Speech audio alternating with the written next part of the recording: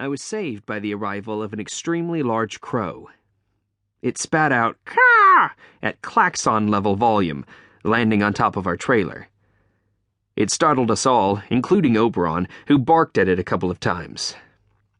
The bird's eyes glowed red and he stopped, tucking his head down and retracting his tail between his legs. "Morrigan?" I said. The red glow faded from the crow's eyes as she tilted her head and spoke in a throaty rasp. "Surprise, Hearne." The Celtic Chooser of the slain would never call me Atticus. The head bobbed once at my apprentice. "Granuaile?"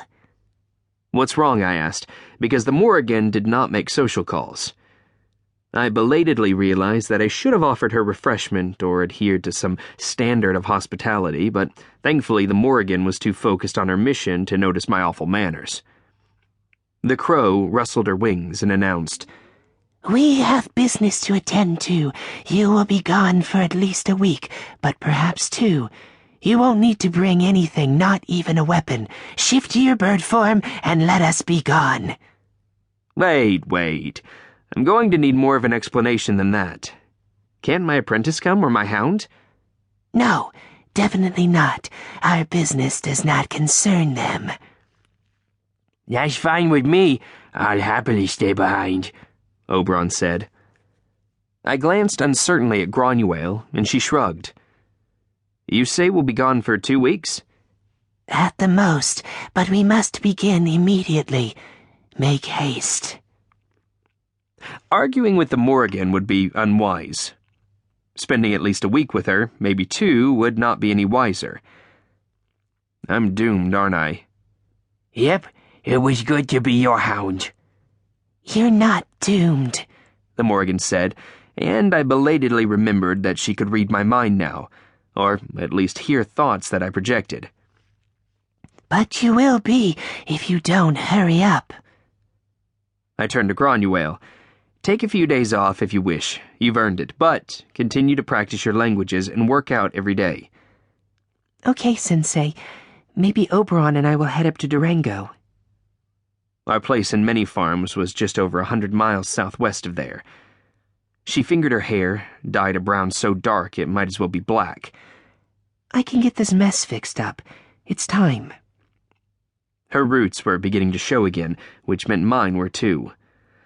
Our ridiculous fake identities had served us well in this remote location. We kept to ourselves, and no one really gave a damn about us.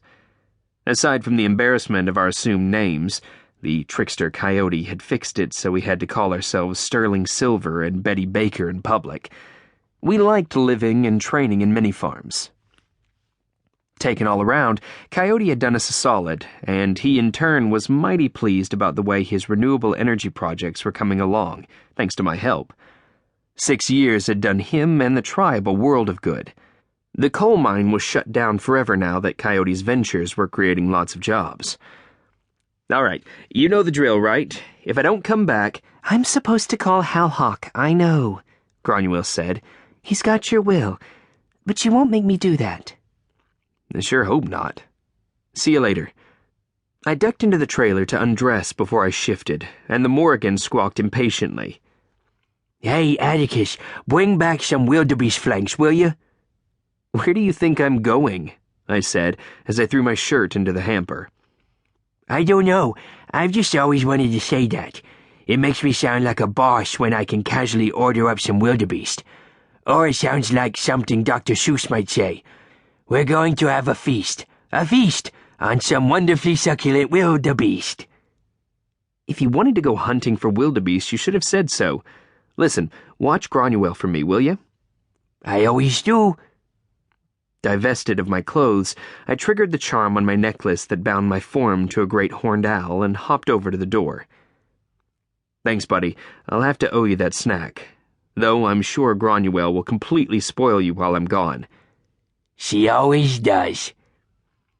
I hopped down from the trailer doorway and hooted a goodbye to Granuaile. The Morrigan flapped her wings noisily and launched herself to the southeast. "Come, Hearne," her voice said in my mind. I shuddered and took wing after her. I didn't like having her in my head, though at the moment I had to admit it was